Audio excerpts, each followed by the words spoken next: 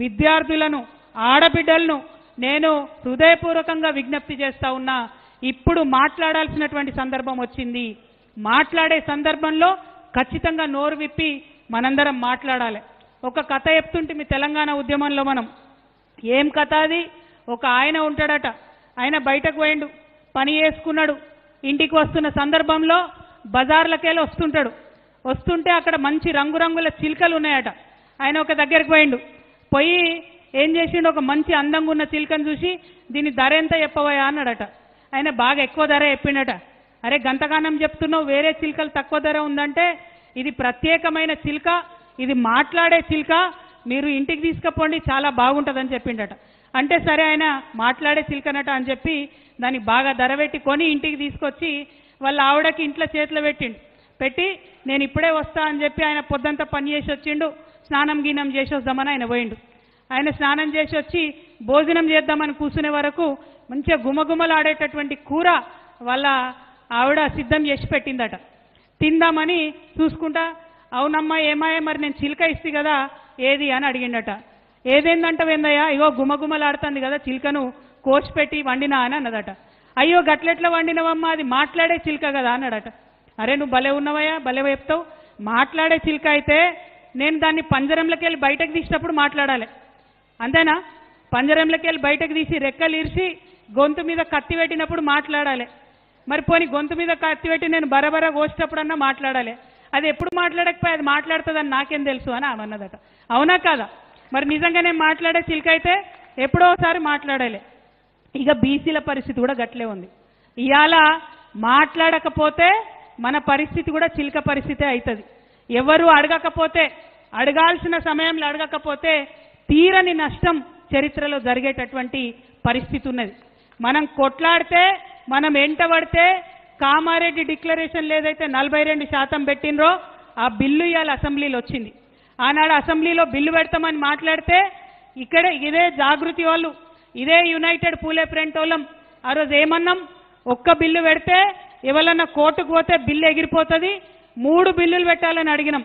రాజకీయాలకు వేరే బిల్లు పెట్టాలి, విద్యకు వేరే బిల్లు పెట్టాలి, ఉద్యోగాలకు వేరే బిల్లు పెట్టాలని అడిగినాం. అడిగితే అప్పుడు చాలా మంది మేధావులు నవ్విండ్రు. అవి ఒకటి కాదట, 3 బిల్లు పెట్టాలన్నట, వీళ్ళు ఏం మాట్లాడుతున్నారు అన్నారు. కానీ గవర్నమెంట్లో ఉన్నోళ్ళు, ఆఫీసర్లు, ఎమ్మెల్యేలు అందరు ఆలోచన చేసి ఒక్కటి కాదు ఖచ్చితంగా 2 అయితే పెట్టాలని చెప్పి 2 బిల్లులు అసెంబ్లీలో పెట్టిరు. అంటే సరైన సమయంలో జాగృతి మాట్లాడింది కాబట్టి, సరైన సమయంలో యునైటెడ్ పూలే ఫ్రంట్ మాట్లాడింది కాబట్టి ఇవాళ ఒకటి కాదు అసెంబ్లీలో 2 బిల్లులు పెట్టుకున్నాం. అందుకే ఇక్కడికి వచ్చినటువంటి బీసీ బంధువులందరూ కూడా నేను విజ్ఞప్తి చేస్తున్నా, ఇప్పుడు మాట్లాడాలి, ఖచ్చితంగా మాట్లాడే సమయం వచ్చింది. మేము హైదరాబాద్లో మాట్లాడితే కుదరదు, మెదక్లో ఉన్న బీసీలు మాట్లాడాలి. మెదక్లో మాట్లాడితే కుదరదు, మళ్ళా అన్ని మెదక్లో ఉన్న అన్ని అసెంబ్లీలలో, సిద్దిపేటలో ఉన్నవాళ్ళు, సంగారెడ్డిలో ఉన్నవాళ్ళు, నర్సాపూర్లో ఉన్నవాళ్ళు, మెదక్ జిల్లాలో ఉన్న అన్ని చోట్ల కూడా బీసీ బిల్లు గురించి మాట్లాడాలి. ఎందుకోసం మాట్లాడాలి? మనం కొట్లాడితే 2 బిల్లులు పెట్టిండ్రు, అసెంబ్లీలో పాస్ చేసినాం, కౌన్సిల్లో పాస్ చేసినాం. వాటిని తీసుకుపోయి ఏం చేసిండ్రు, ఢిల్లీకి పంపించారు. ఢిల్లీకి పంపించి కాంగ్రెస్ వాళ్ళు చేతులు దులుపుకున్నారు. ఇక బిల్లు ఢిల్లీకి అయితే పంపినాం, మాకు సంబంధం లేదంటారు.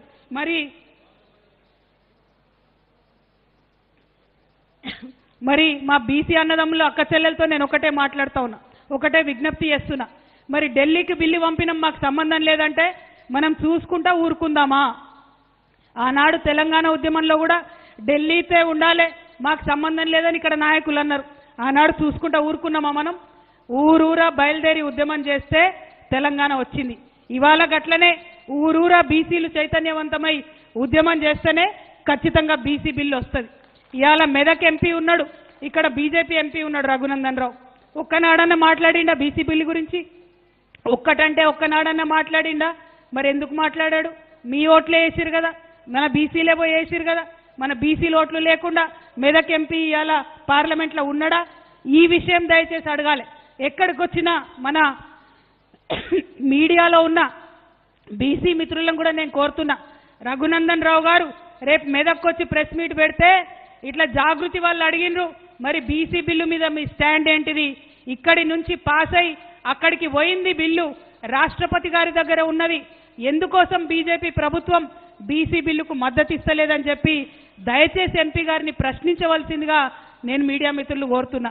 అట్లనే ఇక్కడ ఉన్న అన్నదమ్ములందరూ కూడా దయచేసి ఖచ్చితంగా వారిని అడగాలి, ఏమొస్తుంది బీసీ బిల్లు వస్తే? మన పిల్లలకు ఎక్కువ ఉద్యోగాలు వస్తాయి. ఏమొస్తుంది బీసీ బిల్లు వస్తే?